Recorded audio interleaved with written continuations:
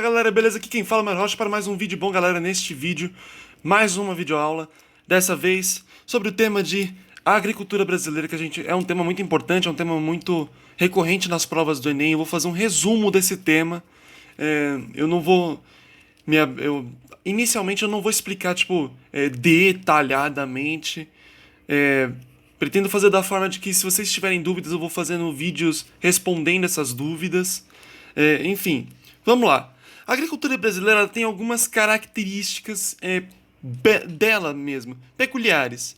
Vale lembrar que o Brasil ele é um importante exportador agropecuário, na verdade, de agricultura desde a sua época de colonização, né? Desde 1500. Porém, a, a economia deixou de ser apenas agroexportadora, deixou de ser agroexportadora em 1930. 1930, quem entrou no poder?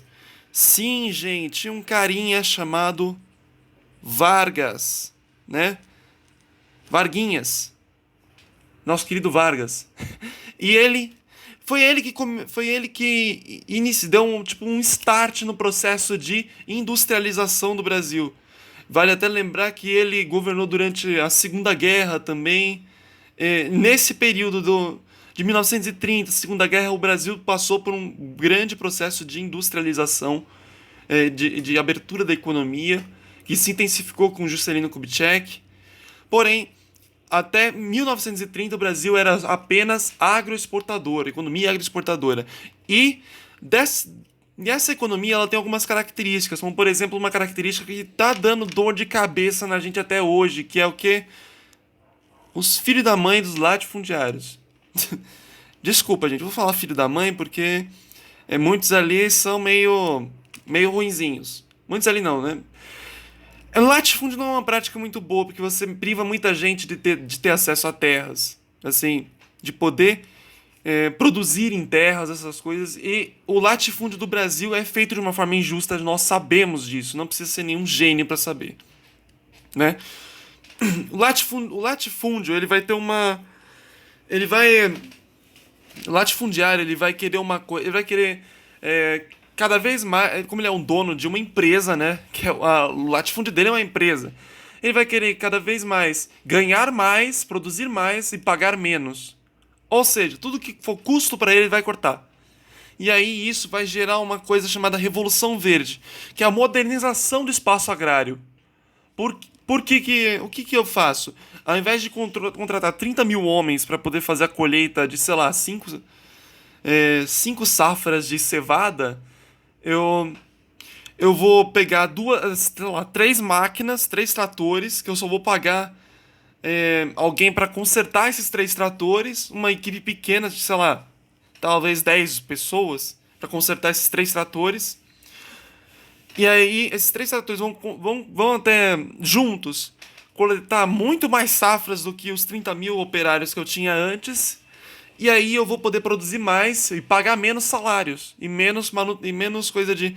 Não vou precisar pagar garantias, essas coisas.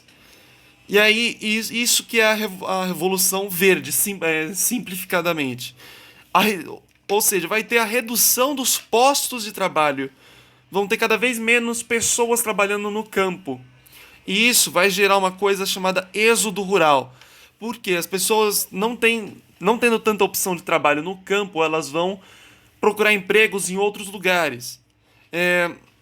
Que é o... Que, na verdade, principalmente as cidades, né? Vão procurar empregos nas cidades. Ou seja, muita gente uma grande massa vai daqui pra cá. E aí vai ter problema de superlotação, essas coisas. E isso é a característica... o efeito causa-consequência característica do latifúndio, dos latifundiários.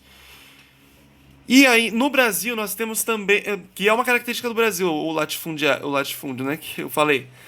E aí, no Brasil, nós temos, com esse latifúndio, tem uma coisa chamada plantation. No latifúndio é feito plantation. O que é o plantation? É uma prática monocultora e grande maioria voltada para exportação. Ela é exportadora. Então, por exemplo, você tá no caso aqui de São Paulo, você tá lá viajando para Santos, você passa pelo Porto de Santos, vê aquela fila de caminhões entrando com açúcar, você sente o cheiro do açúcar, nossa, o cheiro do açúcar no Porto é horrível.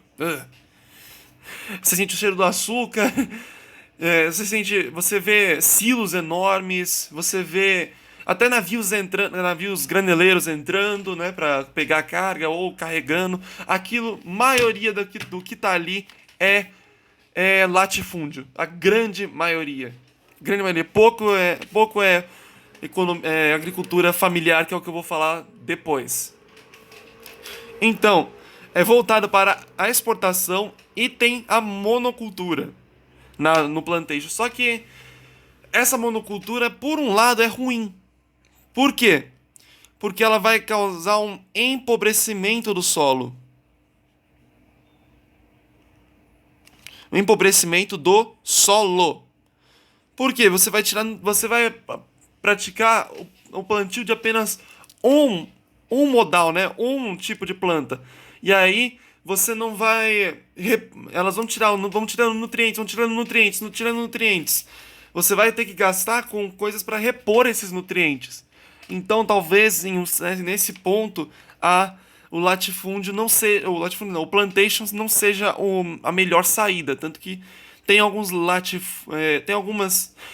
tem algumas áreas que não produzem só o feijão ou só o arroz, tem áreas que produzem feijão e arroz ao mesmo tempo, ou que alternam, enfim. E isso acontece ao longo da história. Sempre aconteceu essas mudanças. Antigamente, na Idade Média, tinha essa rotação de culturas e isso foi perdurando durante os séculos. Agora, a agricultura familiar que também existe no Brasil, ela é uma agricultura basicamente para quê? Para subsistência. Subsistência da família. É uma agricultura que só tem a participação da família no trabalho. E ela é característica policultora. Ela é policultora. Ou seja, você não vai ter isso aqui.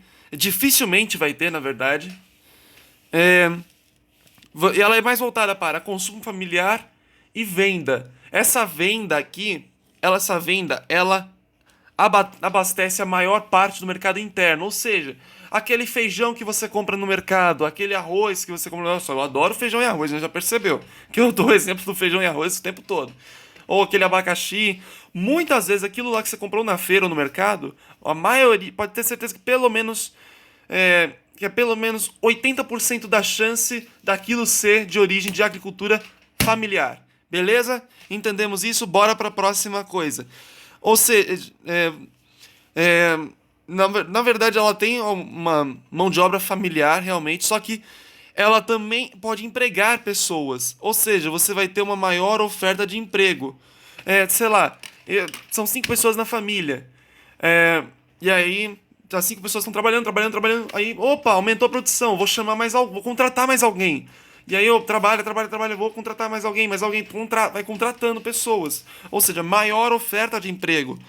E a mão de obra é predominantemente familiar, como eu falei.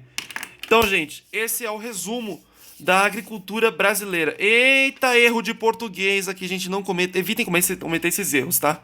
De acentuação, isso é perdoado em vestibular, porque você às vezes falta de atenção ou tá tenso e aí esqueceu uma vírgula, alguma coisa assim, mas evitem, até porque na redação pode comer ponto, eles podem tirar pontinho por isso.